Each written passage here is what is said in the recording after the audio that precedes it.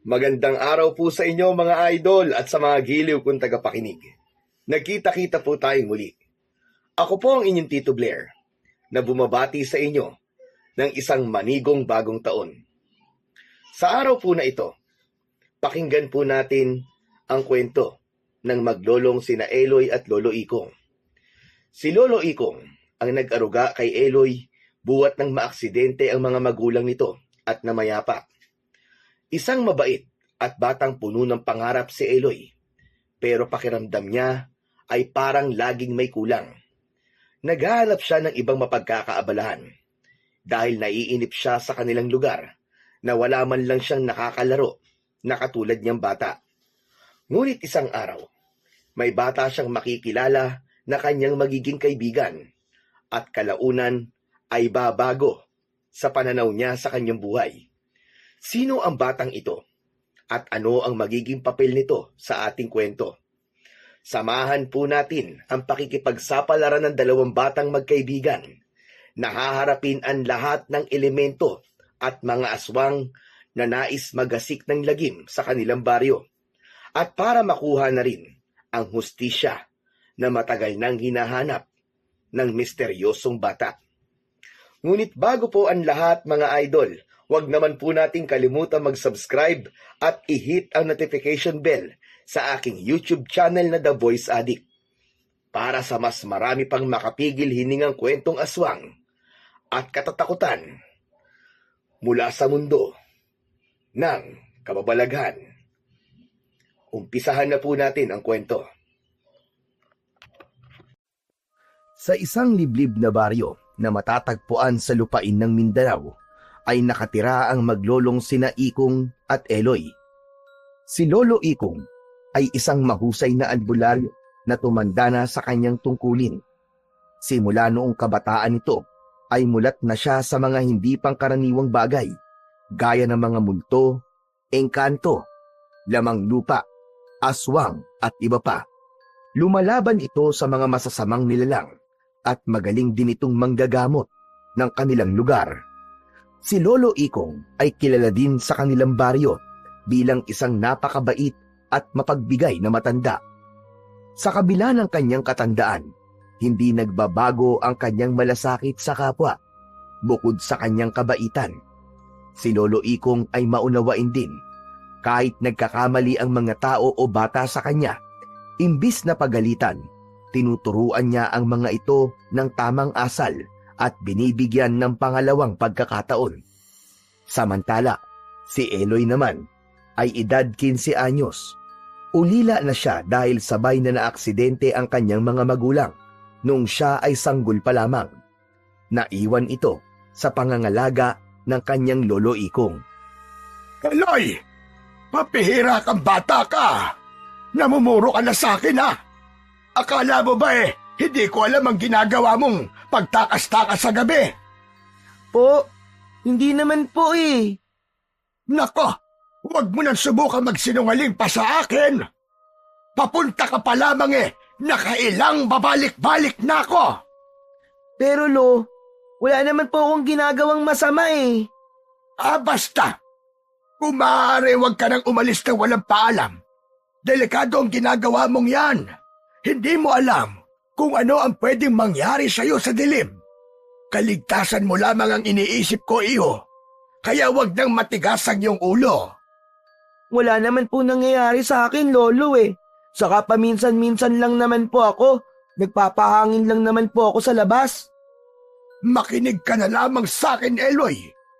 Yung ginamot ko sa kabilang baryo kagabi, biktima ng aswang. May aswang na gumagala. Abay, maniwala ka sa akin. Napatotohanan ko yun dahil sa uri ng sugat na ginamot ko. Hindi yun pangkaraniwang sugat lamang. Mga sugat yun mula sa hiwa ng kuko at pangil ng aswang. Aswang? May aswang po sa kabilang baryo? Pero Lolo, hindi naman po ako naniniwala sa mga ganun Kasi wala pa po ako nakikitang may tunay na aswang. Totoo po ba sila? Parang hindi naman po. Sa tingin ko, mabangis na hayop lang po ang umatake ron sa ginamot nyo, Lolo. Aswang man o hayop, delikado pa rin ang gumala sa masusukal na gubat. Kilalang kilala kita, Eloy. Madalas kang nawawala at doon nagpupunta. Naghihigpit lang ako sa'yo dahil na rin sa mga nangyayari. Lolo, pumupunta lang naman po ako dun paminsan-minsan para manguha po ng mga kahoy eh. Minsan po, nanguhuli rin po ako ng mga ibon gamit po ang tirador ko. Di ba nga, nito nakaraang araw masarap po ang ulam natin? Dahil po yun sa gala na ginawa ko. Ay nako! Yan ka na naman sa pagdadahilan-dahilan mo eh. Tumanda na ako sa lugar na ito, Apo. Alam ko na kung may panganib o wala. Kung may kalaban o wala. Mas mabuting sundin mo na lamang ako kaysa magaya ka ron sa sinabi kong nabiktima sa kabilang barangay. Opo, ano pa nga bang magagawa ko? Kapag sinabi niyo namang dito lang ako sa bahay natin, hindi na ako nakakaalis o nakakalabas. Wala naman po akong pagpipilian eh. Tumalikod na ang binatilyong si Eloy sa kanyang lolo. Kinuha niya ang kanyang tirador at kunwaring abala sa pag-aayos nito. Medyo nagtatampo kasi siya dahil naghihigpit na naman ang kanyang lolo kahit wala naman siyang ginagawang mali. Aminado siyang pasaway minsan pero kahit kailan hindi siya lumalabag sa utos ng matanda. Ilang segundong katahimikan, nagpasya si Lolo Ikong na lapitan ang apo upang ipaliwanag pa rito ang ibang mga bagay. Apo, makinig kang mabuti kay Lolo ha. Hindi ko to ginagawa dahil sa gusto ko lang o walang dahilan. Ikaw na lang ang natitirang pamilya na meron ako, Apo. Simula nang mawala ang nanay at tatay mo, nangako ko sa kanila na aalagaan kita hanggang sa huling hininga ko. Abay, hindi may pagkakaila, Apo. Matanda na ako at ayokong mauna ka pang mapahamak kaysa sa akin. Ayokong diretsong sabihin, pero alam kong nauunawaan mo ang ibig kong sabihin. Naiintindihan ko naman po, Lolo. Minsan po nalulungkot lang din ako kasi tuwing pagbabawalan mo akong lumabas o gumala, parang ang dilim po ng mundo ko. Ang liit-liit ng kinalalagyan ko. Kapag nandito lang kasi ako sa loob, wala po akong kalaro. Wala po akong makausap. Hindi katulad po pag nasa labas ako ng bahay. Marami po akong nakikitang mga halaman, hayop, at kung ano-ano pa. Hindi naman kita sobrang pinagbabawalan, Apo. Nagkataon lang na mas mahigpit ako ngayon dahil na rin sa nasabi ko sa iyo kanina. Huwag ka nang malungkot, Apo. Hindi ako sanay na makita kang ganyan eh. Gusto mo ba? Ay kwentuhan na lamang kita. Teka, Lo, tungkol na naman po ba yan sa pag-iibigan yung dalawa ni Lola? Naku, Lo, hindi lang yata 10 beses mo na naikwento yan sa akin eh. Iba naman po. Bakit kaya hindi naman tungkol sa pagkamatay ni nanay at tatay? Hindi niyo ba po kasi nasasabi sa akin yun, Lolo? Ilang beses ko na rin po naitanong pero ayaw niyo naman po sagutin. Basta paulit-ulit yun na lang po sinasabi na aksidente. Pero, paano pong na-aksidente? Yun ay dahil ayoko nang maalala ang masakit na alaalang yun, Apo. Hayaan mo. Kapag handa na ako, ikikwento ko rin sa iyo lahat. Kapag nasa tamang edad ka na. Tamang edad? Ilan po ba? 20? 21? 23? Lolo, 60 anyos na po kayo. Kapag naghintay pa po ako ng maraming taon, baka mahirapan na po kayo magkwento nun.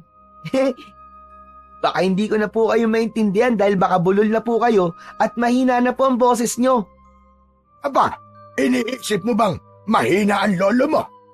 Kahit umabot pa ako ng 100 taon, hindi ako mawawalan ng boses at lakas dahil sa tungkulin ko bilang isang albularyo. Sa bagay, sobrang layo nga po ng kilos at pananalita nyo sa mga matatandang kababaryo natin eh. Yung iba po sa kanila, may tungkod na. Yung iba naman, mahina na po ang pangangatawan at paglalakad. Grabe, ibang-iba ka, Lolo Ikong. Sakalam ka. Aba, ganun talaga kapag hinubog ng panahon at karanasan. Kapag dumating ang panahon, kung sakasakali na maging albularyo ka, ay mauunawaan mo ang ibig kong sabihin. Naku, Lolo, pero ayoko pong maging isang albularyo eh. Talaga bang ayaw mo? Sa bagay, hindi naman talaga kita pipilitin dahil ang tungkuling ito ay nakatadhana sa mga taong nararapat. Matanong ko lamang, Apo, ano ba ang pangarap mo sa buhay? Pangarap ko po? Gusto ko po maging pulis, Lolo. Gusto kong tumulong sa mga nangangailangan. Gusto ko pong huliin ang mga masasamang tao na pakalat-kalat sa baryo natin o kahit pa sa buong mundo. Aba, bakit naman pagiging pulis? Bakit mo naisip na yun na maaabot mo balang araw? Idol ko po kasi kay Lolo eh. Sa tuwing nakikita ko po nakakatulong kayo sa ibang tao, mas naiisip ko po na balang araw. Gusto ko po maging katulad nyo. Yung layunin nyo, hindi po pagiging albularyo kundi yung pagtulong po sa kapwa. Salamat naman kung ganun mo ako nakikita, Apo. Alam mo, naaalala ko tuloy yung batang antingero na matagal ko nang hinahanap. Batang antingero? Yan po ba yung drawing na lagi niyong tinitignan dun sa luma pong kwaderno? Oo, siya nga, Apo. Aba teka, paano mo nalaman yun na madalas kong tinitignan yun? Minsan po kasi nagtataka ako eh. Matagal po kayo nananatili sa silid nyo. Nung minsan lumabas po kayo, sinilip ko po yung bagay na tinitignan nyo. Matanong ko lang po, sino po ba yon? Apo niyo rin po ba yon kagaya ko? Hindi. Ang nawawalang batang antingero ay apo ng namayapa kong kaibigan na isa ring mahusay na antingero. Hindi mo yun kilala. Sa kabilang baryo siya nakatira. Ang apo niya ay halos kaedad mo lang, Apo.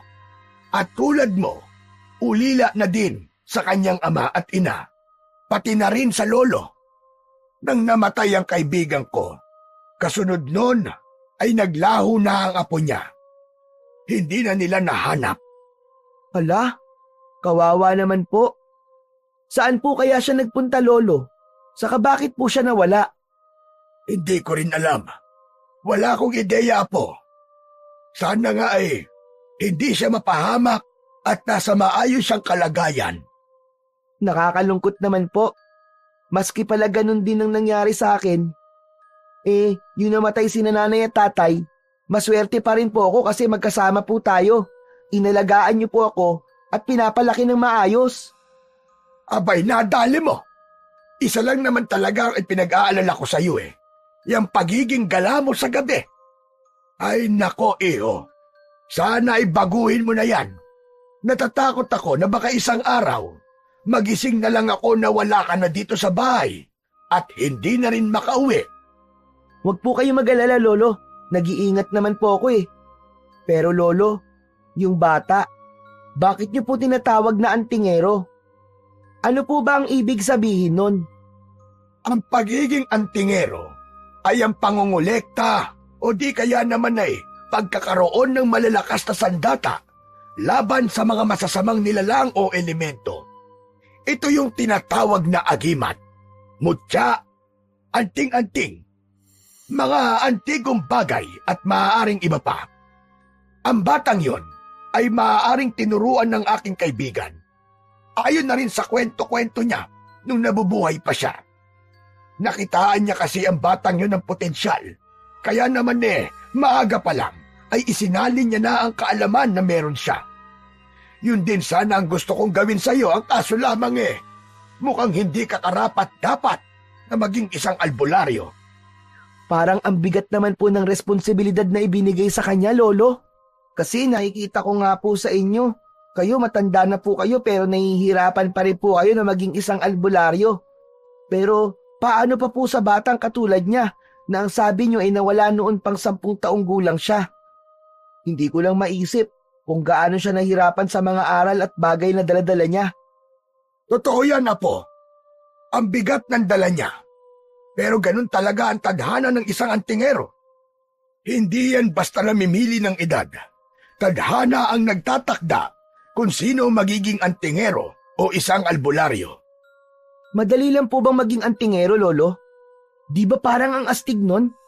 May mga suot kang agima tapos nakikipaglaban kang parang isang superhero. Alam mo, Lolo, gusto ko po ng kapangyarihan. Yung magiging invisible po ko. Ganun ba? Opo, Lolo. Alam mo, kapag dumating ang araw ng pagtatakda, kung sakali mang maging albularyo ka nga rin katulad ko, dapat matuto kang tanggapin ang responsibilidad na ibinigay sa'yo. Naku po. Ayoko po, Lolo. Masyado po mabigat yon. Parang ako tuloy ang nahihirapan dun sa nawawalang batang antingero eh. Wala na nga siyang magulang, tapos ang dami pa niyang tungkulin. Hindi ba pwedeng maging normal na bata muna siya? Alam mo, Apo, kahit ang mga batang may kakaibang kakayahan ay may karapatang maging bata. Pero sa mundo natin ngayon, hindi lahat ng nilalang ay mabuti. Kaya dapat laging handa. Ang mahalaga, hindi niya nakakalimutan kung sino siya at kung bakit niya ginagawa ang mga bagay na ito. Isa pa, naniniwala ko na may mga taong gabay niya sa paglalakbay. Pero, nasan po kaya siya ngayon? May sumusuporta kaya sa mga ginagawa niya? May naniniwala po kaya sa kanya? Kinaya ba talaga niya ang responsibilidad ng pagiging isang antingero? Napansin ni Eloy na tumahimik ang kanyang lolo at bahagyang nalungkot ang mukha nito. Oh, Lo, bakit po kayo biglang nalungkot? Nalulungkot ako kasi tama ka. Bigla akong kinabahan. Kasi paano kung... Alam mo kasi, Apo, ang mga antingero, mas lapitin sila ng mga masasamang nilalang gaya ng engkanto, aswang at iba pa. Pinipilit agawin ng mga ito ang mga mutya na kanilang tangan. At hindi sila titigil hanggat hindi napapabagsak ang taong nagmamay-ari nito. Hala, hindi po kaya siya nawala ay dahil may masamang nangyari na po sa kanya? Yan ang isa sa kinatatakutan ko, Apo. Sana'y wag naman. Sana'y makita ko pa rin siya dahil ipinangako ko sa puntod ng kaibigan kong hahanapin ko ang kanyang apo. Ipinagpatuloy ng matanda ang pagsasalaysay tungkol sa nawawalang batang antingero. Sa paglipas ng oras ay mas lalong naging interesado si Eloy na alamin pa ang buhay ng batang tinutukoy ng kanyang lolo Ikong. Kaya naman, nang sumapit ang dapit hapon, nagpasya siyang pumasok sa silid ng kanyang lolo dahil saglit yung lumabas upang kumuha ng kanilang makakain. Nang madampot niya ang lumang kwaderno, napakunot siya ng kanyang noo nang tila may mahinang boltahe ng kuryente ang dumaloy mula sa bagay na yon patungo sa kanyang palad. Hindi niya na lamang ito pinansin at sinimulang buklatin ang naturang kwaderno. Maganda pala ang sulat ni Lolo Ikong ha. Maganda rin ang nilalaman ng kwaderno niya. Tungkol pala to sa mga uri ng agimat at mutya. Nakasulat din dito ang mga orasyon. Siguro, ito yung inuusal niya sa tuwing nanggagamot siya. Teka, nasan ba yung drawing nung batang antingero? Nagpatuloy si Eloy sa pagbuklat at ilang sandali pa. Muli niyang nakita ang imahe na binuo sa pamamagitan ng pagguhit gamit ang lapis. Medyo malabo ang larawan pero sa kabuuan, wangis ito ng isang batang lalaki. Totoo kaya yung kwento ng lolo tungkol sa'yo? Pero hindi naman marunong magsinungaling si Lolo Ikong eh. Alam mo, naaawa ako sa'yo. Ang bata mo tapos nawawala ka na. Nasaan ka na kaya ngayon? May pamilya ka kaya nakasama? Sana balang araw, magkita tayo. Habang tinitignan niya yon, ay may bigla siyang narinig na nagbukas ng kanilang pinto. Nagmadali niyang ibinalik sa dating ayos ang kwaderno at lumabas sa silid ng kanyang lolo. Nagtuloy naman sa kusina ang matanda, kaya hindi nito napansin si Eloy. Sinundan siya ng binatilyo doon at nagkunwaring tutulong na mag-aayos sa mga pinamili ng kanyang lolo Ikong. Ay ba't ganyan ang itsura mo? Parang nakakita ka ng multo ah. Abe, namumutla ka. Hindi po ah. Hindi naman po ako namumutla eh. Baka pumuti lang po ako, Lo. Loko-loko. Maski sa panaginip hindi ka napuputi. Tumigil ka nga dyan. Teka, siguro galing ka na naman sa silid ko, no? Ano na naman ang pinakailaman mo doon, ha? Anong kasalanan mo? Umamin ka. Hehe, Pambihira naman kayo, Lolo. Kasalanan kagad ang pumasok sa isip nyo. Biro lang. O ito, may dala akong ulam at kakanin. Bigay ito ng kapitbahay nating si Aling Minerva. Naparami daw kasi ang naluto niya kaya ibinigay na sa atin ng sobra. Wow! Mukhang masarap yan, Lolo ah! Agad na pinagsaluhan nilang maglolo ang masarap nilang merienda. Pagsapit ng gabi, hindi dinalaw ng antok si Eloy. Patuloy pa rin kasi siyang hindi pinatatahimik ng kwento tungkol sa nawawalang batang antingero. Marami siyang tanong na gustong masagot. Pero kahit na anong gawin niyang pag-iisip, walang pumapasok na ideya sa utak niya. Kaya naman, nagpasya na lamang siyang bumangon mula sa pagkakahiga. Binuksan niya ang bintana ng sariling silid at naupo sa isang silya. Tumanaw siya sa labas ng bintana at nagmuni-muni.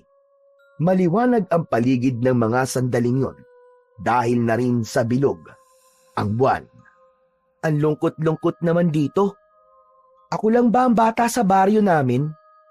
Wala akong makausap na kasing edad ko. Wala akong makalaro. Sana may lumipat na bagong pamilya dito malapit sa bahay na may kasamang bata. Para naman may makausap at makalaro na ako. Aba, teka, ano yun?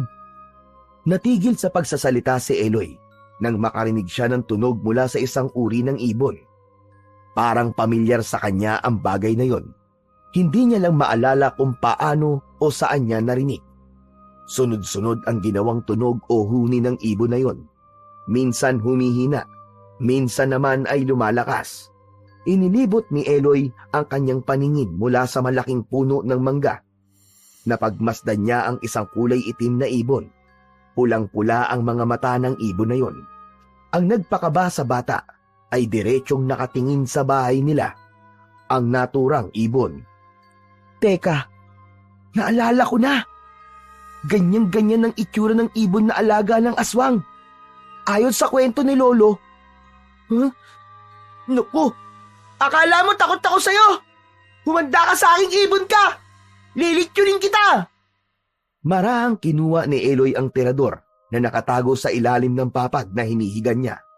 Nang mahawakan yon, sunod siyang kumuha ng isang piraso ng bato na magsisilbing bala ng kanyang tirador. Iniangat niya ito at itinutok sa ibon. Dahan-dahan niyang hinila at nang may sapat ng puwersa, pinakawalan niya ang balang bato. Boom! Sapul! Grabe! Ang galing mo talaga, Eloy! Wala kang kakumpas-kupas! Hindi maipinta ang galak sa mukha ng bata dahil tinamaan niya ang naturang ibon. Bumagsak ito sa lupa at kasabay nun, nawala na rin ang ingay na nagmumula rito. Para makasiguro siya, nagpasya si Eloy ng sandaling yon na lumabas ng kanilang bahay upang tingnan ito.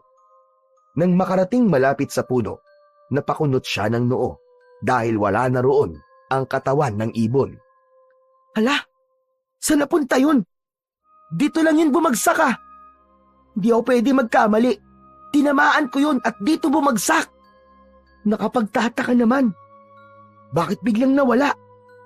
Hinanap pa yun ni Eloy, ngunit lumipas na lang ang halos 5 minuto ay hindi niya pa rin ito natagpuan. Napakamot na lamang siya ng ulo bago magpasyang bumalik sa kanilang bahay. Sandaling inilibot ng bata ang kanyang paningin dahil biglang nagtayuan ang kanyang mga balahibo. Pakiramdam niya kasi ay may mga matang nakatingin sa kanya. Hindi nga siya nagkamali dahil nang mabaling ang tingin niya sa malaking puno ng akasya. Sa likod nun ay may tila nagtatagong nilalang. May kadiliman man ay kitang-kita niya ang pares ng pulang mata na nakatitig sa kanya. Dahil doon, nakaramdam siya ng takot kaya naman kumaripas siya ng takbo pabalik sa loob ng kanilang bahay.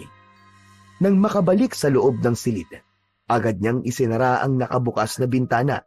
Sandali pa siyang napasandal sa pader ng kwarto at napahawak sa dibdib dahil sa labis na pagtipok ng kanyang puso na parang mga kabayong nagkakarirahan.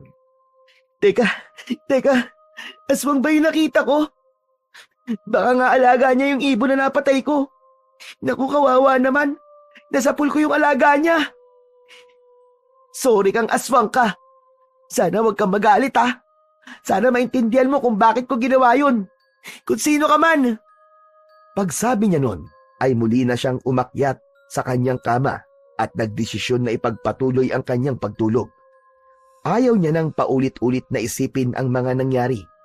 Makalipas lang ang ilang minuto, unti-unti na siyang nilamon ng mahimbing na tulog. Kinabukasan, nagising si Eloy sa ingay ng kanyang lolo. Pabalik-balik kasing naglalakad ang mga yabag at malalakas. Dahan-dahan siyang bumangon at lumabas ng kanyang kwarto. Nakita niya ang kanyang lolo na nag-aayos ng kanyang bag. Nakapantalon ito at nakasuot ng lumang jacket. Tila naghahanda sa isang mahalagang lakad. Olo, saan po kayo pupunta? May nagpatawag sa akin sa katabi nating baryo. Naalala mo yung nakwento ko kahapon tungkol sa ginamot ko dahil inatake daw ng aswang. Nasundan pa ang pangyayaring yon. May inatake na naman ng aswang at nasugatan. Lo, bakit kailangan pa nila kayong ipatawag? Wala po bang ibang albularyo sa lugar nila? Mamaya, baka mapano po kayo ron eh. Wala namang magaganap na paglaban sa mga aswang, apo. Pupunta ko ron upang tulungan sila, imbestigahan at usisain ang mga nangyari. Aalamin lang namin kung sino ba ang mga aswang na nanggugulo ron. Kaya huwag ka mag-alala. Malakas yata ton lolo mo. Kayang-kaya ko pa to. Kalabaw lang ang tumatanda. Tandaan mo yan. Alam ko naman po yun, Lolo. Natatakot lang po ako para sa kaligtasan nyo. Marami na po kayo na gamot at tutulungan. Pero ang isang aswang, parang nakakatakot po silang kalaban. Sanay na rin naman ako, apo. Kung gusto mo, sumama ka sa akin para hindi ka na rin mag-alala pa. Para masaksihan mo rin kung paano ako maghanap ng aswang. Naku, ayoko po. Nakakatakot naman po yun, Lolo. Dito na lang po ako sa bahay natin. Tatapusin ko na lang po yung bagong tirador na ginagawa ko. O sige, kung ayaw mo sumama ay ayos lang naman. Basta ang bilin ko ha. Walang gagala kung saan-saan. Kung lalabas ka man ng bahay, diyan ka lang sa tabi, malapit sa mga kababaryo natin. Hindi kita mababantayan kaya sana pakaingatan mo ang sarili mo, apo. Patango na lang ang naging tugon ni Eloy dahil ayaw niyang mangako sa lolo ikong niya. May iba siyang naiisip gawin at hinihintay lamang na makaalis ang matanda. Nang tuluyan niyang mawala ang matanda sa paningin niya, ay kinuha niya ang kanyang sling bag na gawa sa tela at baging. Inilagay niya roon ang bagong gawang tirador kasama ang piraso ng tinapay at inuming tubig. Pasensya na, Lolo. Hindi ko kaya magkulong sa bahay natin. Gagala muna ako at malay mo, makasungkit ako ng pang-ulam natin mamaya. Paglabas ng kanilang bahay, una niyang binalikan ang puno ng mangga kung saan niya napatay ang maingay at nagmamasid na ibon. Gaya kagabi, hindi niya yun nakita roon. Sunod siyang pumunta sa likod ng malaking puno ng akasya. Sinuri niya ang paligid at hindi siya nagkamali. May nagtago ngang tao roon, gaya ng nakita niya kagabi.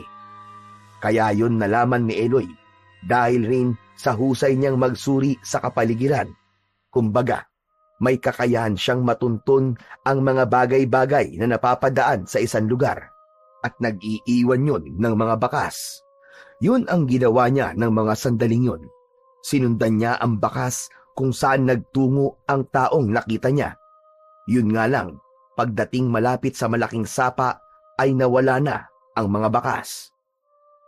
Ano yun? Lumangoy siya sa sapa? O kaya naman tumawid? Sayang, gusto ko pa namang malaman kung sino siya. Malakas ang kutob kong aswang siya. Sunod na nagtungo si Eloy sa masukal na gubat ng kanilang baryo. Marahan siyang naglakad at nagmasid upang maghanap ng ibon na pwede niyang tiradurin. Hindi naman lahat ng ibon ay pinapatay niya dahil alam niya naman kung alin doon ang makakain at alin ang hindi. Ilang sandali pa, napangiti siya nang mapagmasdan ang isang malaking uri ng ibon na nakadapo sa puno ng nyog. Ayos! Kung siniswerte ka nga naman! Inihanda ni Eloy ang kanyang tirador at piraso ng bato. Dahan-dahan niyang hinila ang goma at itinutok ang armas sa malaking ibon. Ipinikit niya ang isang mata upang mapuntirya ito ng mabuti. May padila-dila pa siyang ginawa dahil nasasabik sa masarap na ulam na maiuuwi niya. Ilang segundo pa nang bitiwan niya ang dulo ng gomang may bato, natamaan niya ang malaking ibon. Halos magtatatalon si Eloy sa sobrang tuwa. Hindi na siya nag-aksaya pa ng oras at mabilis na pinuntahan ang binagsakan ng ibon. Wala na itong buhay dahil direkta yung tinamaan sa ulo. Pasensya na, ibon ha. Kailangan ko lang talaga ng masarap na ulam eh. Pwede ba akong manghingi niyan? Kapag naluto mo na? Sino ka? Habang naghihintay ng sagot, ay agad niyang pinasadahan ang batang kaharap. Marungis ito at puno ng putik ang kanyang katawan. Payat ito, pero mukha namang malakas ang pangangatawan dahil maliksi itong kumilos palapit kay Eloy. Nakakagulat ka naman. Akala ko kung sino o ano na. Pasensya ka na. Nakita kasi kita kanina at narinig ko na naghahanap ka ng mapapatay na ibon. Sinundan kita dahil gusto ko sanang humingi. Ilang araw at gabi na kasi akong hindi kumakain eh. Ano? Hindi ka pa kumakain? Teka, nasa na ba ang mga magulang mo? Wala na akong mga magulang. Mag-isa na lang ako sa buhay. Isa akong palaboy. Walang bahay kung saan-saan ako abutan ng gabi. Di ako matutulog. Talaga ba? Naku, nakakaawa ka naman. Siya nga pala. Ako nga pala si Eloy. Ikaw, anong pangalan mo? Ako naman si Elias. Alam mo, parehas tayo. Wala na rin akong mga magulang. Pero may lolo ko. Siya ang nag-aalaga sa akin. Alam mo, mabuti pa eh. Ihawin na natin to. Maghahanap na lang ulit ako ng iba para may uwi sa lolo ko. Iihawin mo na? Tapos bibigyan mo ako? Oo naman. Bakit naman hindi? Alam mo kasi, ang sabi ng lolo ko, pakainin daw ang mga nagugutom at painumin ang mga nauuhaw. Saka, mas kailangan mo to kaysa sa akin. Napakabait mo naman. Napakaswerte mo rin. Dahil kasama mo pa ang lolo mo hanggang sa ngayon. Siguro tama ka, maswerte nga ako. Pero minsan, malungkot pa rin. Dahil wala na akong nanay at tatay. Tama ka. Alam ko ang pakiramdam na yon. Teka. Bago natin ituloy ang usapan, tulungan mo muna akong linisin at alisan ng balahibo tong ibon na nahuli ko. Doon tayo, malapit sa may sapa. Para may panlinis tayo at para na rin presko ang hangin. Halika na, malapit lang naman yun dito eh. Pagdating nila sa gilid ng sapa, sinimulan niyang alisan ng balahibo ang nahuling ibon. Matapos malinis ang ibon, ay naghanda naman si Eloy ng panggatong. Gamit ang 2 piraso ng kahoy, kiniskis niya ang mga ito upang makalikha ng friksyon na siyang magdudulot ng init at apoy. Matapos makalikha ng apoy, itinusok nila ang ibon sa payat na kawayan at sinimulang ihawin. Habang umiikot ang ibon sa apoy, napansin ni Eloy ang kasamang bata. Tila takam na takam ito at halata sa muka ang matinding gutom. Mukhang gutom na gutom ka talaga, Elias ah. Konting tiis na lang at maluluto na ito. Oo, Eloy. Mukha kasing masarap eh. Sa amoy pa lang natatakam na ako. Matagal na akong di nakakakain ng ganyang kasarap. Ngumiti si Eloy at inisip kung gaano kahalaga ang simpleng pagkain para sa batang ito. Naisip niyang sa kabila ng kanilang sitwasyon, may mga bagay pa rin na maaaring ipagpasalamat. Nga pala, kung di mo mamasamain, pwede bang malaman kung saan ka nakatira dati? Malapit lang dito.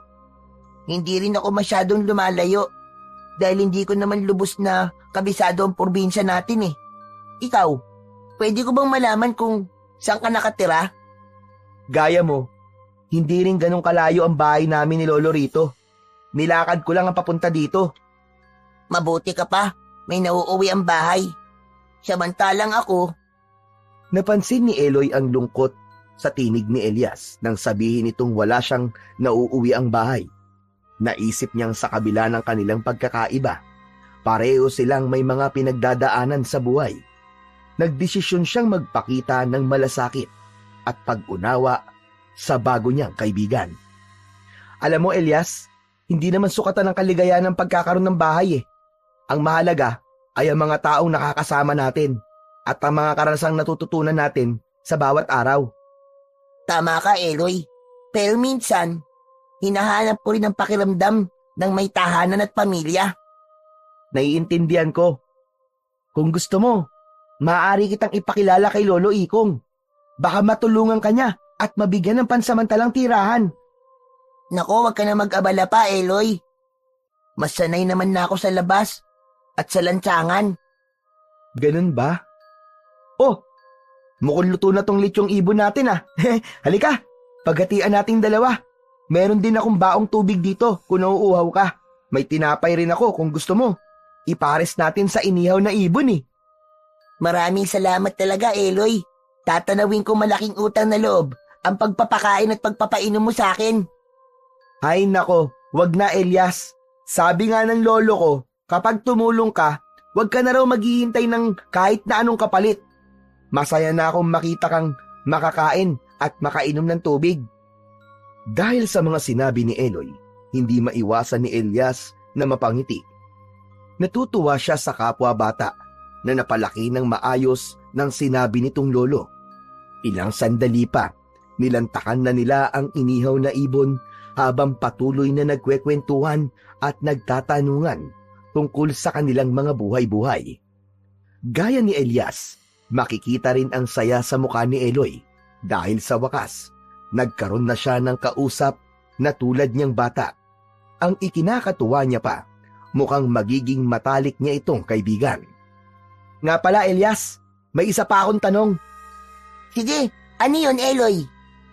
Pwede bang malaman kung ano yung suot-suot mong mga kwintas? Kanina ko pa kasi pinagmamasdan eh. Wala lang, parang kakaiba kasi sa paningin. Ngayon lang kasi ako nakakita ng mga ganyan eh. Ito ba? Bigay ito ng lolo ko nung nabubuhay pa siya. Ang bagay na to, ang nagiging gabay at proteksyon ko sa tuwing maglalakbay ako sa iba't ibang lugar. Ano ka mo? Gabay at proteksyon? Ano yun? Parang agimat ba? Oo, tama ka, Eloy. Parang ganun nga. Wow! Alam mo, ang gaganda ng mga agimat mo. Parang magandang suotin. Hindi maiwasang mamangha ni Eloy dahil sa mga tinuran ni Elias. Pinagmasdan niya muli ang mga kwintas na sinasabing agimat. Isa doon ang labis niyang nagustuhan.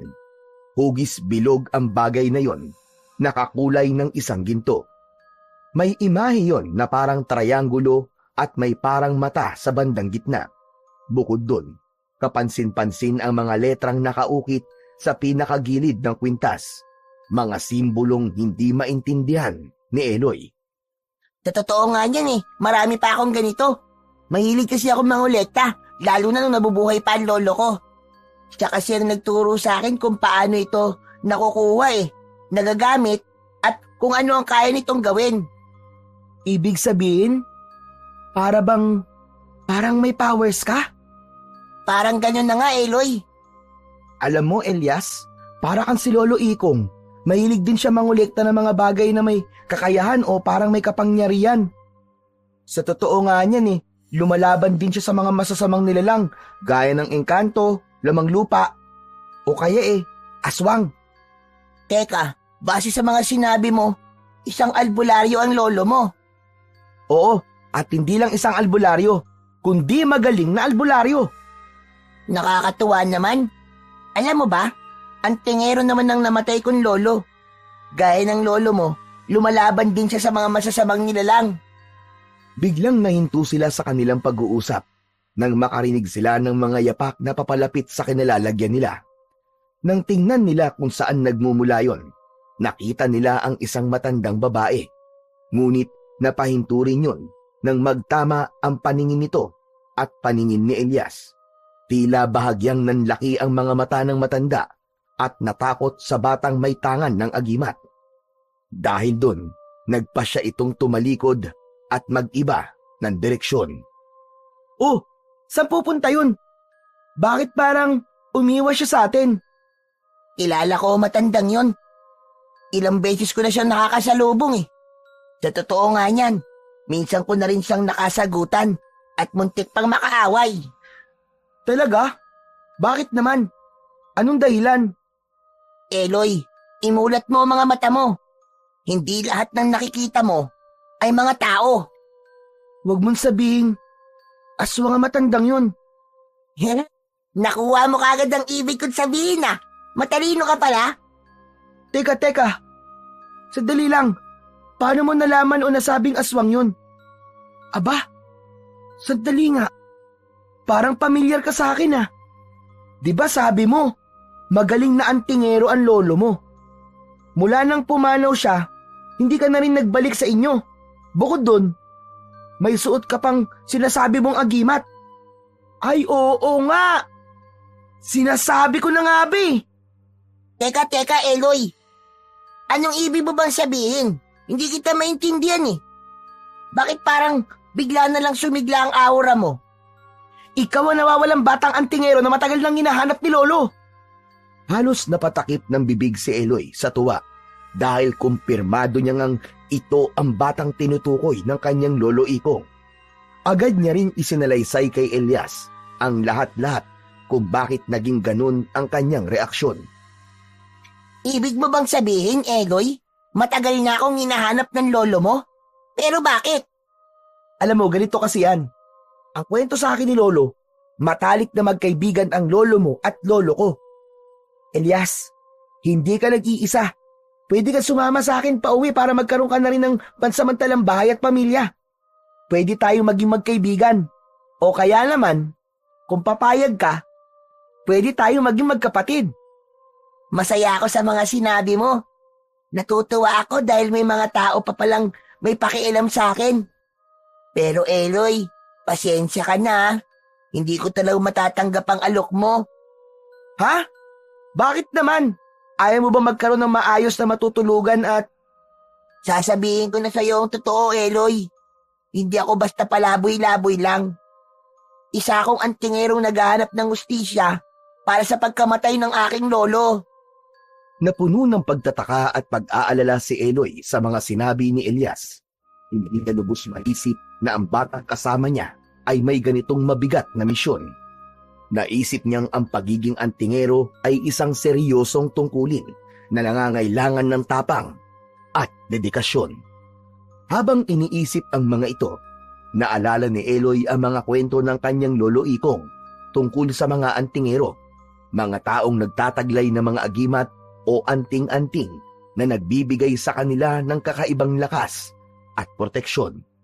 Ang mga agimat na ito ay karaniwang ginagamit upang labanan ang kasamaan at ipagtanggol ang mga naaapi. Sa kabila ng kanyang murang edad, si Elias ay tila pasan ang bigat ng mundo sa kanyang balikat. Ang paghahanap ng hustisya para sa kanyang lolo ay isang layuning puno ng panganib at pagsubok. Ngunit sa kanyang mga mata, makikita ang determinasyon at tapang na bihira sa isang bata. Diksyon kong pastlangin ng mga aswang sa lugar na ito. Kaya pala parang natakot yung matanda sa'yo. Akala ko ordinaryong bata ka lang kagaya ko. Kung titignan kasi, parang wala sa itsura mo ang kakayahan na meron ka. Pero nakalulungkot lang dahil... Dahil ano? Bigla ka na paisip eh. May mali ba sa mga nabanggit ko kanina? Lalo kasi ako nag-aalala sa lolo ko eh. Ngayon kasi, nagpunta siya sa ibang baryo para hanapin ang aswang na nanggugulo roon. Sinabihan ko na siya kanina pero sadyang malakas ang loob ng lolo ko. Hindi ko siya kayang pigilan. Ganyan din naman ng lolo ko, Eloy eh. Pero ngayong patay na si lolo, sabihin mo sa lolo mo na mag-ingat sa mga ginagawa niya. Baka kasi magaya siya sa lolo ko. Oo, paulit-ulit ko talagang ipinapaalala sa kanya yan. Ikaw, ba't di mo tinutulungan ng lolo mo? Saan? Sa panggagamot? Sa panguhuli ng mga aswang? Nako, wala akong interes maging albularyo, ayoko nun. Ang gusto ko, maging isang pulis balang araw. Pero hindi yun ang nakikita ko sa'yo. Matapang ka. Ako na nagsasabi sa'yo. Balang araw, magiging mahusay kang albularyo o isang magiting na antingero. Maniwala ka sa akin. Mangyayari yun. Napansin ni Eloy ang determinasyon sa mga mata ni Elias habang sinasabi nito ang kanyang pananaw. Bagamat may pag-aalinlangan, naisip ni Eloy ang mga kwento ng kanyang lolo Ikong tungkol sa mga albularyo at antingero na nagtatanggol sa kanilang baryo laban sa mga aswang at iba pang masasamang nilalang. Alam niyang ang landas na ito ay puno ng panganib, ngunit ang posibilidad na makatulong sa iba ay nagbigay sa kanya ng bagong pag-iisip. Nagpatuloy sa pag-uusap ang dalawang bata hanggang sa hindi na nila namalayan ang paglipas ng maraming oras. Magdadapit hapon na nang magpasya si Eloy na magpaalam dahil baka nakauwi na ang kanyang lolo at hinahanap na siya. Ayaw niyang muling mabuking sa ginawa niyang pagtakas. Elias, maraming salamat ah. Masaya ako at nakilala kita. Salamat talaga. Teka, ayaw mo ba talaga sumama sa amin? Matagal ka nang hinahanap ni Lolo eh. Gusto ka niya makita eh. Sa susunod na lang, kaibigan. Saka, gusto ko rin malaman mo na nagpapasalamat ako sa pagtulong mo sa akin. Ikaw, kapag nangangailangan ka ng kausap o tulong, balikan mo lang ako rito ah. Tawagin mo lang ang pangalan ko at sigurado, darating kagad ako. Sige ba? Asahan ko yan ah. O sige kaibigan. Mauna na ako. Sandali. Pwede bang wag mo muna sabihin sa lolo mo ang tungkol sa akin? Ha? Bakit ayaw mo? Basta, mangako ka, Eloy. Madilim na ang paligid nang makauwi si Eloy sa kanilang bahay. Pagdating doon, napabuntong hininga siya at napangiti dahil naunahan niyang umuwi ang lolo Ikong niya. Isa-isa niyang binuksan ang mga gasera at sulu sa labas ng kanilang bahay. Inihanda niya rin sa lamesa ang natirang inihaw na ibon na kinain nila ni Elias kanina. Marami pa kasing sobra doon, kaya naman nagpa siyang iuwi ang tira. Nagsaing na rin siya at naghugas ng mga plato. Lumipas ang mga oras, panay ang linga ni Eloy sa labas ng kanilang bahay. Dahil ng mga sandaling yon, hindi pa rin nakakabalik ang kanyang lolo. Bakit kaya ginabi ng todo ngayon si Lolo? Parang kinakabahan ako ah. Ay, naku naman. Umuwi na sana siya. Di ako makakatulog nito sa sobrang pag-iisip eh. Tinakpan na muna ni Eloy ang mga pagkaing nasa lamesa para hindi siya makaramdam ng pagkainip. Nagpasya siyang lumabas na muna ng bahay at naupo sa mahabang silya na naroon. Inilapag niya roon ang sling bag at saka inilabas ang kanyang tirador. Habang inaayos ito, muli siyang nagmasid sa paligid. Tahimik na ng mga sandaling yon, maliban sa mga huni ng insekto na maririnig sa buong kapaligiran. Wala rin siyang masyadong matanaw na mga kabaryo dahil sadyang magkakalayo o hiwa-hiwalay ang mga bahay na nakatayo roon, kabilang ang kanila. Maya-maya pa, hindi maiwasan ni Eloy na muling tumanaw sa masukal na gubat ng kanilang baryo. Pakiramdam niya kasi ay may mga mata na nakatingin sa kanya. Lolo, ano ba? Umuwi ka na, natatakot na po ako. Sana naman, hindi ka napalaban sa mga aswang o kaya inalagay sa kapahamakan. Pero, kung napunta ka man sa ganung sitwasyon, naniniwala akong kaya mo silang puksain. Siyempre, ikaw ang lolo Ikong ko eh. Matapang, malakas, at magaling na albularyo. Napatigil sa pagsasalita si Eloy nang muli niyang marinig ang tunog na narinig niya nitong nakaraang gabi. Tunog ng ibong pinaniniwalaan niyang alaga ng isang aswang. Ayon na rin sa kwento ng kanyang lolo Ikong. Dahil doon, agad niyang inihanda ang kanyang tirador. Inilibot niya ang paningin sa paligid. Ngunit makalipas lamang ang ilang minuto, wala siyang natatanaw na kulay itim na ibon. Ang tunog ay pahina ng pahina. Ibig sabihin, palapit ng palapit ang nilalang na yon. Kung tama man ang nasa isip niya, ilang saglit pa, dahan-dahan siyang napatingin sa bandang kaliwa At doon, natanaw niya ang kulay itim na figurang papunta sa kinaroroonan niya. Gusto niya mang sumigaw, ngunit tila napipi siya dahil sa labis na takot at kaba. Napaatras siya at ilang sandali pa, natumba siya nang hindi niya napansin ang nakausling bato. Bago tuluyang lamunin ng takot, naalala niya ang mga sinabi ng kaibigang si Elias. Dahil doon, nagkaroon siya ng lakas ng loob na harapin ang pinaniniwalaan niyang isang aswang. Kala mo hindi ako natatakot sa'yo! Hindi ako natatakot! Muling iniangat ni Eloy ang tirador. Hinila niya ang goma at itinutok sa nilalang na pulang-pula ang mga mata na animoy nagbabaga. Ilang segundo pa, pinakawalan niya ang bala. Napahawak ang nilalang na yon sa kanyang muka nang tumama roon ang bato. Halos mapaungol pa ito dahil sa sakit na nararamdaman. Napatayo at napangiti si Eloy. Muli siyang dumampot ng mga bato at sunod-sunod na pinatamaan ang naturang aswang. O ano? Ayaw mo lumayas Sige, sisiguraduhin kong magsasawa kang sundan at sugurin pa ako! Muli nga itong pinuntirya ni Eloy. Habang ginagawa yon, paatras naman ng paatras ang aswang. Tila natakot ito sa tirador at tapang ng bata. Nabaling lamang ang tingin ni Eloy nang marinig niya ang pagtawag ng kanyang lolo. Eloy! Ano ginagawa mo rito sa labas? Gabing-gabi na Lolo, meron po kasing aswang! Hala, teka, saan napunta yun? Nang muling ibalik ng bata ang tingin sa direksyong kinalalagan ng aswang, wala na ito ron. Napakunot na lamang siya ng noo. Alam niyang hindi imahinasyon lang ang mga nangyari kanina. Napabuntong hininga na lamang siya at saka muling hinarap ang lolong kanina niya pa hinihintay. Lolo, bakit ngayon lang po kayo umuwi? Kanina pa po ako naghihintay at nag-aalala sa inyo Nagkaroon kasi ng kainan sa baryong pinanggalingan ko. Nahuli namin ang aswang kaya naman nagkaroon ng munting salo-salo. Hala, talaga po? Grabe, ang galing talaga ng lolo Ikong ko. Ay sus, nambola pa ang apo ko. Halika na, pumasok na tayo sa loob. Ang lamig-lamig na rito sa labas. Mamaya magkasakit ka pa. Tumango si Eloy bilang pagsang-ayon.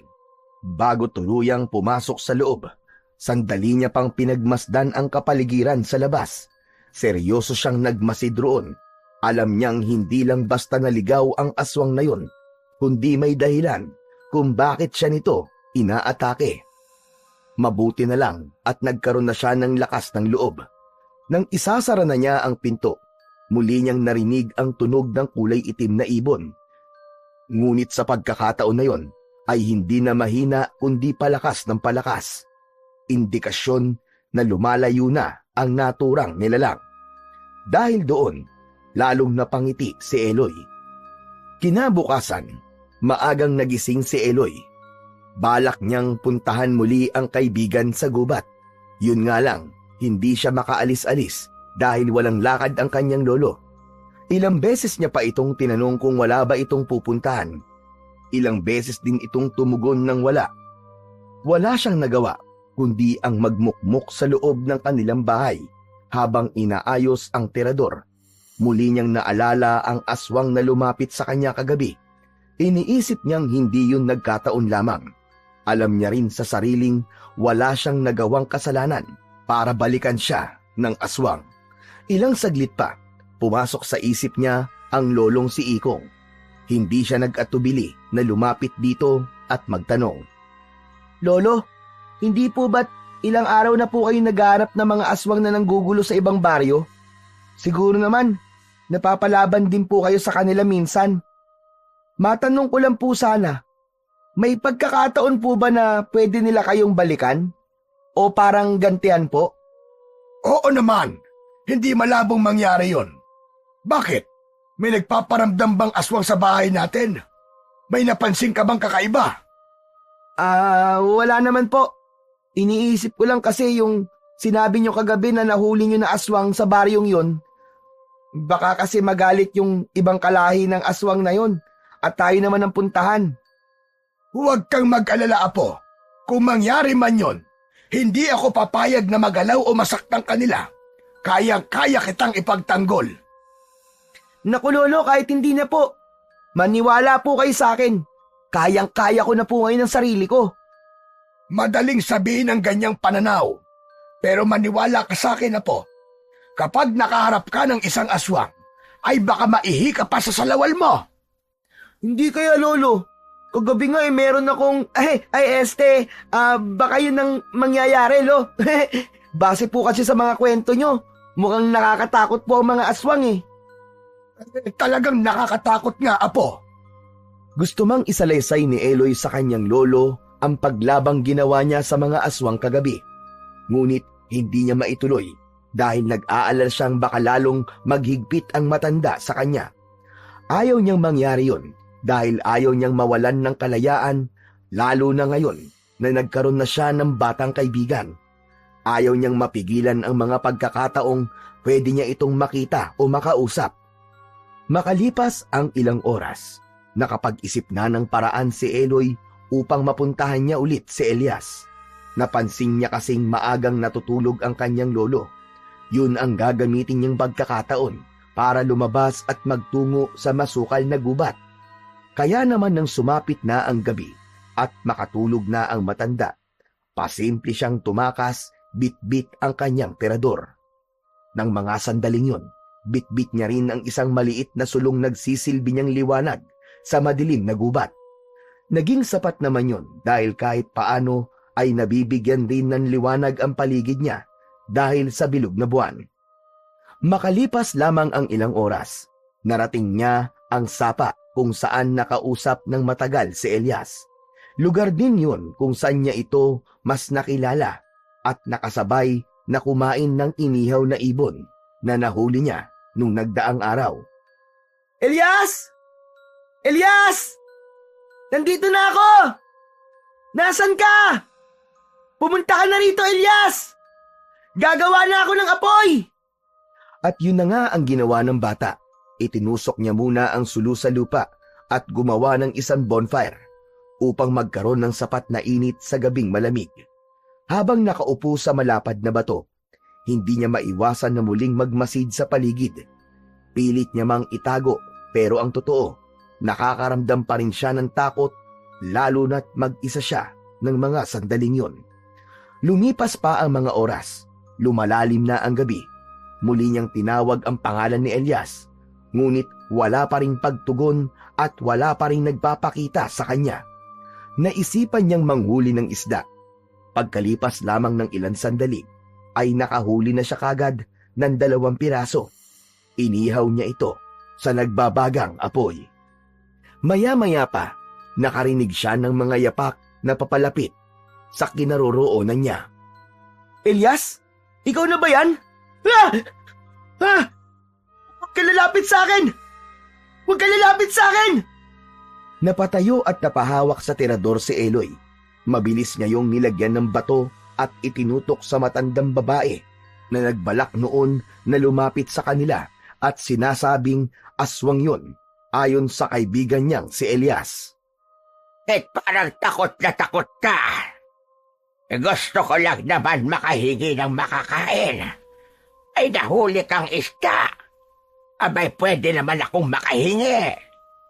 Gusto mang kitang bigyan, pero hindi ba't isa kang aswang?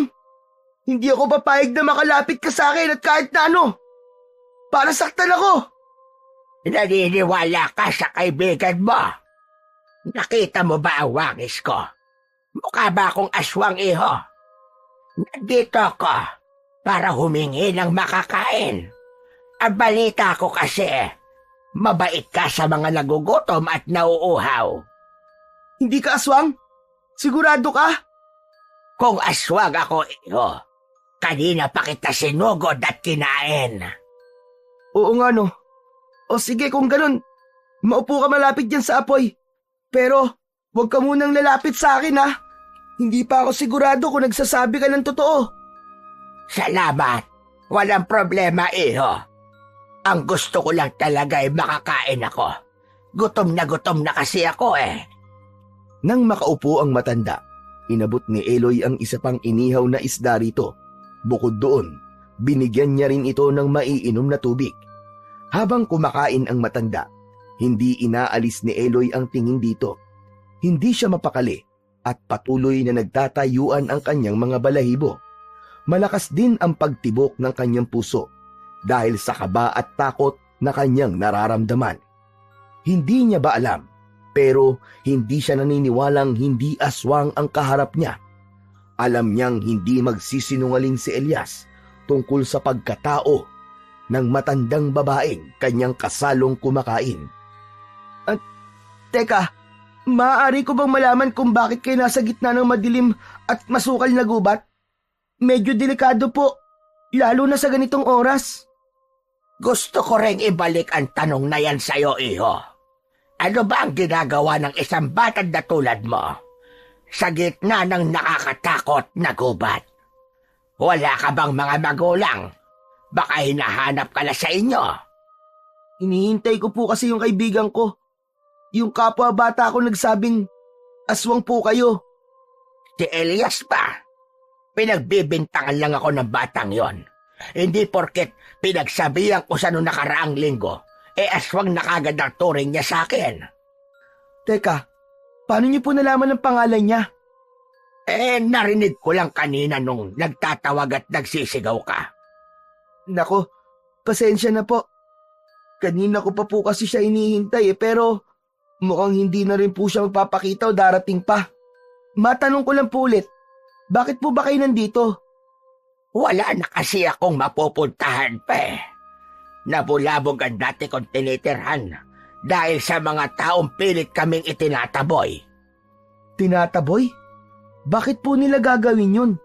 Parang ansama naman po pag ganun. Talagang masama at nakakagalit. Noong una, isang bata ang hindi ako tinitigilan. Abay pagkatapos nito mga nagdaang gabi, ay isang matanda naman. Gustong-gusto ko na nga silang gantihan pero anong magagawa ko? Matanda na ako at saka... Nagsisinungaling ka! Anong ibig mo sabihin, iho? Isang bata? Isang matanda? Si Elias at Lolo Ikong ba ang tinutukoy mo? Kaya ba ilang araw ka na nagmamasid sa bahay namin para makaganti? Ano ba sinasabi mo? Huwag mo na akong utuin! Yan! Yung mga sugat sa mukha mo! Sariwang-sariwa at alam kong ako may gawa niyan!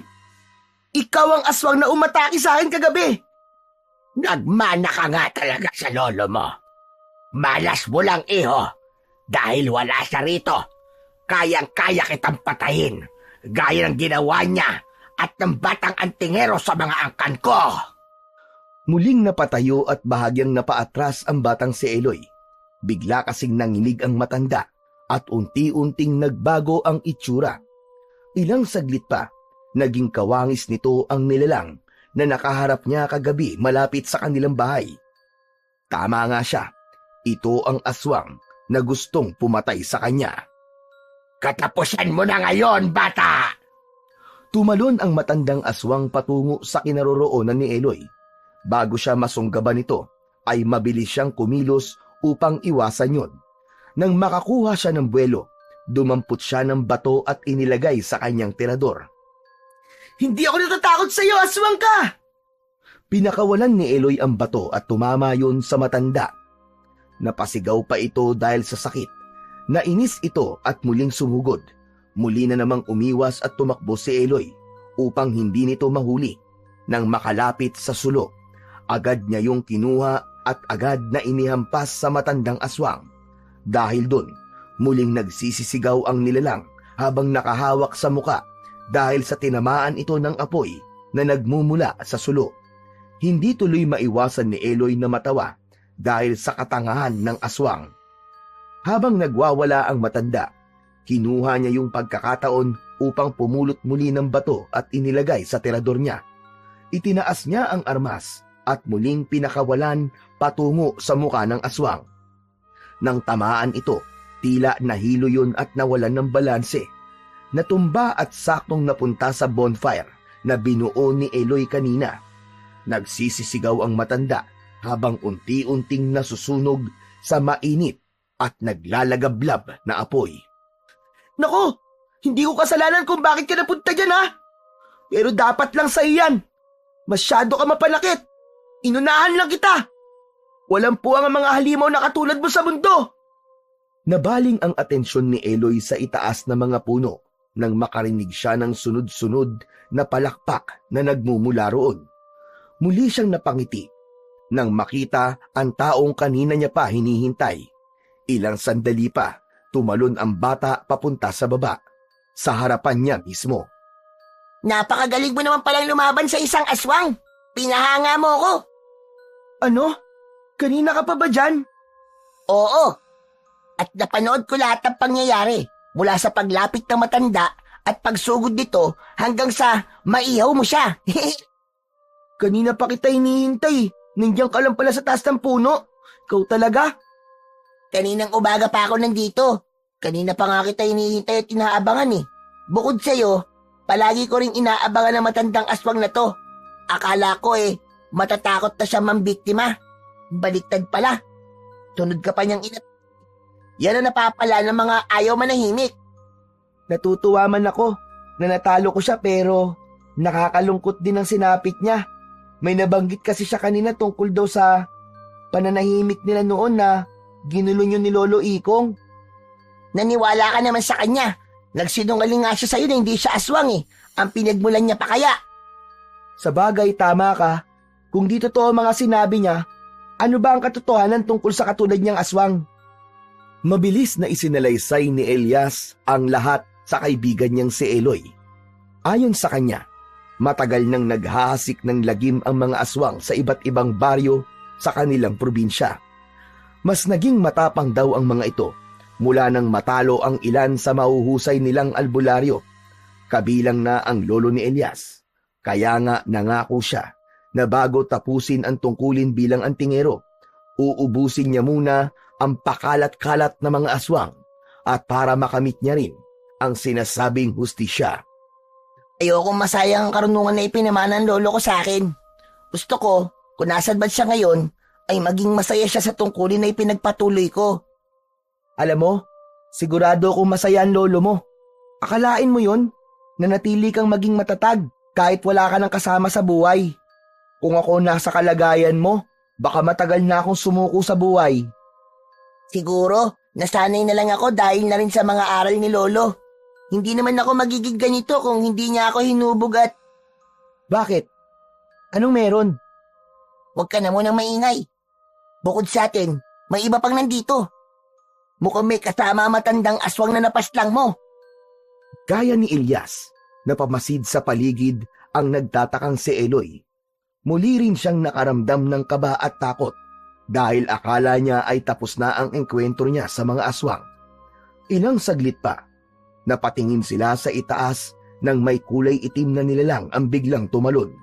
Ngunit bago sila masunggaban, gamit ang lakas ay itinulak ni Elias ang kaibigang si Eloy. Wala pang 5 segundo, isa pang itim na nilalang ang muling tumalon sa kanilang harapan. Ayan! Aswang na naman! Huwag ka matakot! Kayang-kaya ko 2 to! Nagulat at namangha si Eloy nang biglang tumalon ng napakataas ang kanyang kaibigan na si Elias. Para itong lumutang sa hangin at ilang sandali pa, ay bigla itong sumakay sa likod ng isa sa mga aswang na naroon. Mula sa tagiliran nito, inilabas ng batang antingero ang may kahabaan at matalim na punyal. Pumikit ito at ilang sandali pa, napansin ni Eloy na tila nagliwanag ang matang nasa agimat na suot-suot ng kapwa bata. Hindi talaga kayo titigil hanggat hindi kayo nauubos sa lugar namin! Gamit ang lakas, paisa-isang sinaksak ni Elias ang ulo at leeg ng aswang. Nagsisisigaw ito at nagwawala. Maya-maya pa, bumagsak yun at tuluyang nawalan ng buhay. Samantala, sunod na susugod ng isa pang aswang. Dahil doon, mabilis na gumawa ng kilos si Eloy. Pumulot ito ng bato at inihanda ang kanyang tirador. Pagkatapos nun, binitiwan ito ang goma at tumama ang matigas na bato sa muka ng aswang. Ang atensyon nito ay napunta sa kanya. Sa takot ay tumakbo si Eloy. Bago siya maabutan ng nilalang, bigla na lamang napahinto ang aswang na yon. Ilang saglit pa, bumagsak ito sa lupang kinatatayuan. May hiwa na rin yun sa leeg at umaagos doon ang sariwang dugo. Sa tabi ng walang buhay na aswang ay naroon si Elias. May tindig habang hawak ang punyal na may bahid ng dugo. Grabe! Napakahusay mo naman! Nakakabilib ka talaga! Yun ang mga katagang nasabi na lang ni Eloy dahil sa kakayahan na meron ang batang antingero. Ni hindi niya nga napansin na napaslang nito ang aswang dahil sa bilis at liksing tinataglay nito. Hindi lang ito ang aswang na maaari nating makaharap. Dahil sa mga nangyari, mas lalo lang ako nagkaroon ng rason na wag na magtago. Ang kailangan kong gawin ngayon ay lumabas na sa lungga ko at hanapin ang mga aswang na nagkalat sa lugar natin, Eloy. Eloy, matutulungan mo ba ako? Ha? Ako? Paano? Teka, hindi ko alam kung kaya ko. Nakalimutan mo na ba mga sinabi ko nitong nakaraang araw? Eloy, alam kong handa ka na sa tungkuling to. Alam kong handa ka ng pumuksa ng maraming aswang. Hindi mo ba napansin kanina na kaya mong patumbay ng matandang aswang kahit hindi man ako dumarating? Pero baka sinwerte lang ako nun, Elias. Hindi swerte ang tawag doon, Eloy. Tapang at lakas ng loob ang pinakita mo. Kaibigan, kailangan ko ang tulong mo. Kailangan natin magtulungan para tuluyang mapuksa ang mga nanggugulong aswang. Maaasahan ba kita, kaibigan? Ikaw nga ay naniniwala sa kakayahan ko. Bakit ako hindi? Tama ka. Handa na ako sa ganitong bagay. Handa na ako lumaban sa kasamaan. Iniabot ni Elias ang kanang palad kay Eloy upang makipagkamay rito. Tinanggap naman yun ng isa bilang pagsang-ayon sa kanyang layunin at misyon. Bago umuwi si Eloy, naglaan pa sila ng halos 1 oras upang makapag-usap. Sa tingin mo, dapat ko bang sabihin kay Lolo ang gagawin natin? Kung ako ang tatanungin mo, wag na. Wag na natin bigyan ng dahilan upang mag-alala pa ang lolo mo. Ayoko matulad ka sa akin na lagi akong binabantayan at pinoprotektahan. Na sa huli, ang lolo ko pa rin ang napahamak at nawala. Sa bagay, may punto ka. Bale, ganito na lang ang gagawin natin. Tuwing gabi, tatakas ako sa bahay ni Lolo. Dito na lang tayo magkita. Dito na lang tayo laging mag-uumpisa sa pagpuksa sa mga aswang. O sige, dito na lang kita laging hihintayin, ha? Matapos makapag-usap, nagpasya nang umuwi ng bahay nila si Eloy. Pagdating doon, marahan niyang binuksan ng pinto at dahang-dahang naglakad papasok ng kanyang kwarto. Napahinga siya ng maluwag dahil hindi napansin ng matanda ang kanyang pagtakas na ginawa. Nang makahiga siya, mabilis itong dinalaw ng antok. Kinabukasan, maaga ring nagising si Eloy. Pagpunta ng kusina, nakahanda na roon ang almusal na niluto ng kanyang lolo Ikong. Nang maupo siya sa harap ng lamesa, hindi maiwasan na magtanong ng matanda dahil bakas sa mukha niya ang pagkapuyat. Natulog ka ba kagabi, Apo? Eh, bakit parang puyat na puyat ka? Parang pagod din ang katawan mo. Lo, medyo hindi lang po ako nakatulog. Marami po kasi akong iniisip eh. Ano ka mo? Iniisip? Abay, gaya naman ng ano? Gaya po ng pag-aalala ko po sa inyo. Hindi po ba? Gabing-gabi na po kayo nakakauwi nitong mga nakaraang araw. Sobra na po ako nag-aalala nun, Lolo. Ilang gabi ko na pong iniisip yon. Huwag ka nang mag-alala. Simula ngayon, hindi na ako aalis ng bahay. Hindi na muna ako tatanggap ng imbitasyon mula sa ibang baryo. Mukhang tama ka. Kailangan na lagi kita makakasama at nababantayan. Po? Naku po, Lolo. Hindi niyo naman po kailangan gawin yun eh. Sa totoo nga po yan eh. Okay na po pala ako. Siguradong makakatulog na po ako ng maayos mamayang gabi. Kahit na po, napag-isip-isip ko rin na masyado na ako matanda. Dapat inilalaan ko na lamang ang natitirang oras ko para sa'yo. Hindi natin alam. Baka bukas o sa makalawa mamaalam na pala ako. Ha? Mamaalam? Bakit saan po kayo pupunta para magpaalam, Lolo? Niliteral mo naman Ang ibig kong sabihin ay... Tigil na po. Mabuti pa wag na po kayo magsalita ng ganyan, Lo. Hindi po kayo mamamaalam, Lo. Ay, Lolo naman Mas lalo po ako nalulungkot Sinasabi ko lang sa iyo ang realidad, Apo. Hindi natin kontrolado ang panahon. Ipagdarasal ko nga na sana bago ko mawala, maging pulis ka na. Gaya ng pinapangarap mo sa buhay. Nang sabihin ng matanda yon, sandaling natahimik at napaisip ang batang si Eloy. Natatanong niya tuloy ang kanyang sarili kung gusto niya pa bang maging pulis. Medyo nagbago na kasi ang pananaw niya, lalo na nang makilala niya ang kaibigang si Elias. Binigyan siya nito ng inspirasyon na sumunod sa yapak ng kanyang lolo Ikong. Sa paglipas ng mga oras, nagpatuloy sa pag-uusap ang maglolo. Sadyang iniiba na lang din ni Eloy ang usapan upang hindi malaman ng kanyang lolo ang muling pagtakas-takas na ginagawa niya tuwing gabi. Pagsapit ng gabi, yun na nga ang nangyari. Nang makatulog na ang kanyang lolo, ay palihim at marahan siyang lumabas ng kanilang bahay. Makalipas ang halos 1 oras, muli siyang nakabalik sa pinag-usapang tagpuan at doon naabutan niya ang naghihintay na si Elias. Handa ka na ba? Hindi pwedeng matapos ang gabing to nang wala tayong napapatay o napupuksang aswang. Handang-handa na ako, Elias. Sinimulan na ng dalawa ang paggalugad sa gubat na yon. Nang walang makita ay tumuloy sila sa isang liblib na lugar. Doon sila muling nakatagpo ng aswang. Palaging sabik si Eloy na makitang ginagamit ni Elias ang kanyang mga agimat. Manghang-mangha siya sa ginagawa nitong mga kilos. Napakalakas ng kapangyarihang tinataglay nito. Kaya nitong magbigay ng bilis, liksi, lakas, tapang at marami pang iba. Mga bagay na nagagamit ni Elias upang tapusin kahit pa ang pinakamalalakas na mga kalaban. Nasundan ang gabing yun. Sa tuwing makakatulog ang lolo Ikong nito, ay siya namang pagtakas muli ng batang si Eloy. Sa bawat gabi ng kanilang pagkikita, higit sa 3 aswang ang napupuksa nila.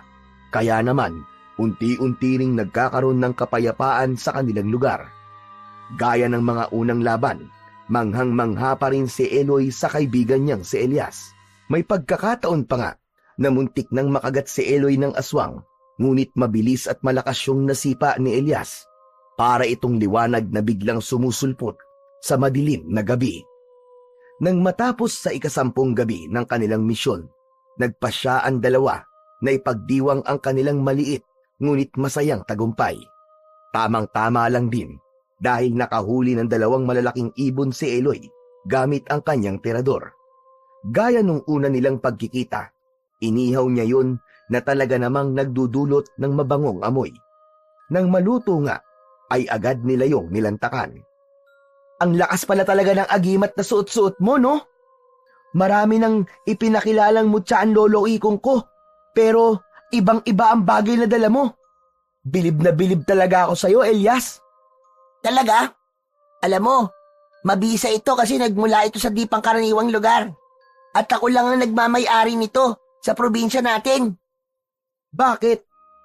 Saan nyo ba nakuha ang agimat na yan? Maniniwala ka ba, Eloy, kung sasabihin ko sa yung nagbula ito sa baryo ng mga aswang? Ano ka mo? Baryo ng mga aswang? Nakakatakot naman sa lugar na yun. Pakiramdam ko lahat ng nakatira doon aswang. Ibig bang sabihin nun lumaban muna kayo sa napakaraming aswang bago nyo nakuha ang agimat na yan? Oo, ganyan na nga. At talagang nahirapan kami ni Lolo na makuha ito. Sa pagkakaalam ko, hindi ito pagmamayari ng mga aswang o kahit sinong Pilipino. Ayon kay Lolo, dala ito ng mga mananakop na minsan ang tumuntong sa lupain natin. Kumbaga malayong lugar talagang pinagmulan nito. Hindi na ako magtataka. Kung titignan mo, ibang mga salita at simbolo nakasulat dyan. Matanong ko lang din, Elias, anong pakiramdam kapag suot-suot mo yan? Normal lang. Parang wala namang kakaiba Saka lang naman kasi ito gagana kapag kailangan ko na. Halimbawa, sa tuwing may makakaharap tayong aswang, ay para na ako nitong binibigyan ng kakaibang lakas, liksi, bilis, At kung ano-ano pa. Anong parang ang sinasabi mo? Talagang binibigyan ka ng mutya na yan ng kapangyarihang malakas pa sa mga mutyang nakita ko dati. Gusto mo bang masubukan? Gusto mo bang isuot? Ha? Ibig sabihin ipapahiram mo sa akin? Papayagan mo akong isuot ang bagay na yan? Bakit naman hindi? Naniniwala ako sa kakayahan mo at saka... Nang mga oras na yon ay nasa baryo na sila ni Eloy. Doon nila plano na magrondang dalawa at maghanap ng aswang. Maya-maya pa ay may narinig silang malalakas na sigawan. Nataranta si Eloy nang mapansin sa may gawin nila nagsisimula ang kaguluhang yon. Kinabahan ang binatilyo. Hindi na sila nagsayang pa ng oras at agad na tinungo ang naturang lugar. Mabilis pa sa 4:00 ang pagtakbong ginawa nila.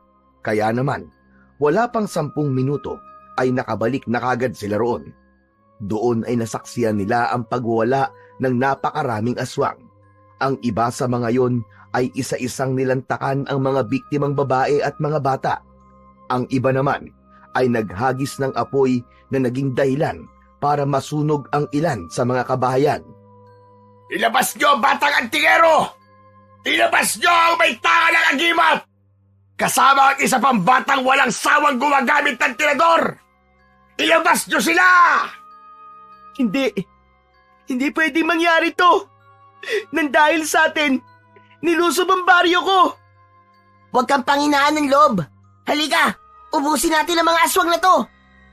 Sa pagpikit ni Elias at paghawak sa agimat, mabilis itong tumalon patungo sa mga nagwawala at galit na mga aswang.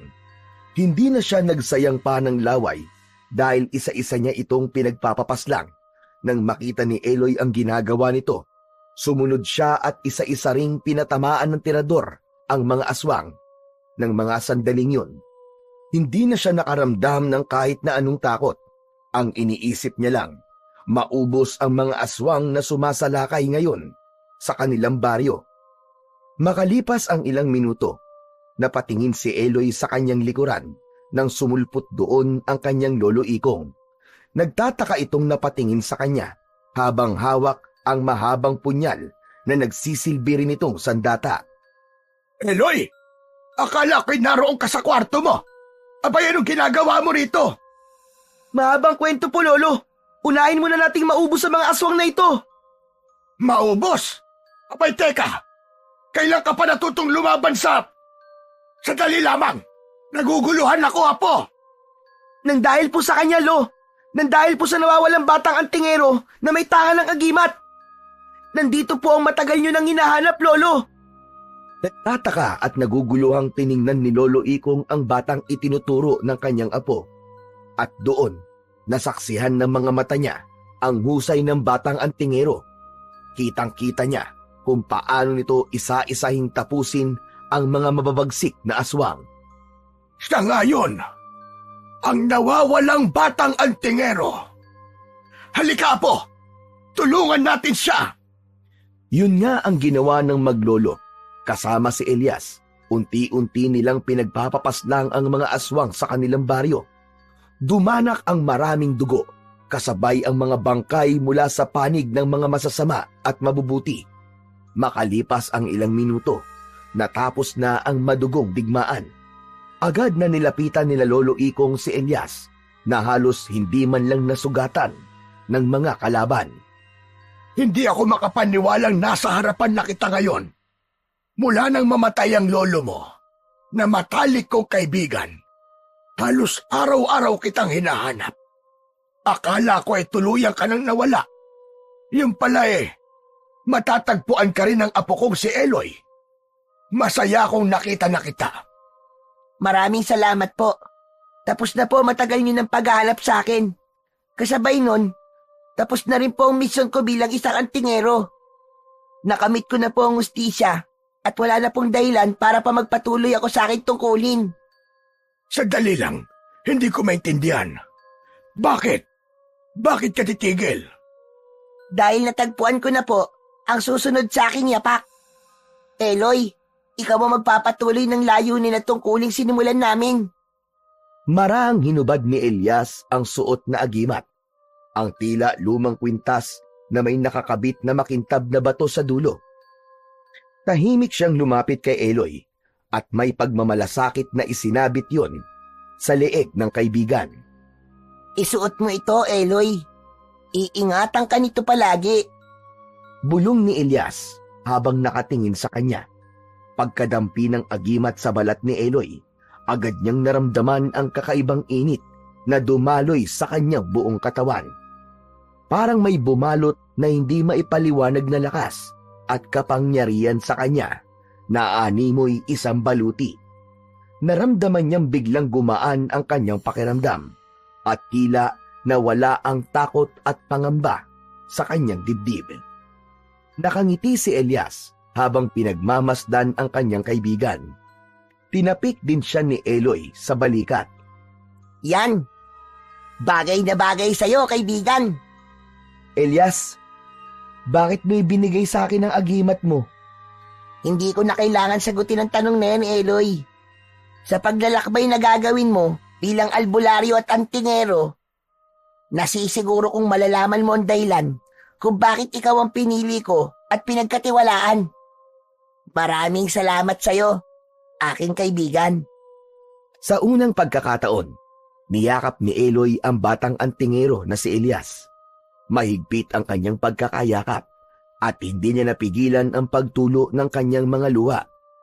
Para kay Eloy, ang yakap na yon ay hindi lamang pagpapasalamat. Isa rin itong tanda ng tiwala at pagkakaibigan na hindi niya inasahan. Malakas ka na ngayon, Eloy. Hindi mo na ako kailangan. Napalunok si Eloy at mas lalong napaiyak. Ayaw niyang bitiwan ang kaibigan niyang si Elias. Dahil para kay Eloy, si Elias ang naging liwanag sa kanyang madilim na mundo. Ngunit alam niyang darating ang araw na kailangan nilang maghiwalay. Elias, sumama ka na lang sa amin ni Lolo.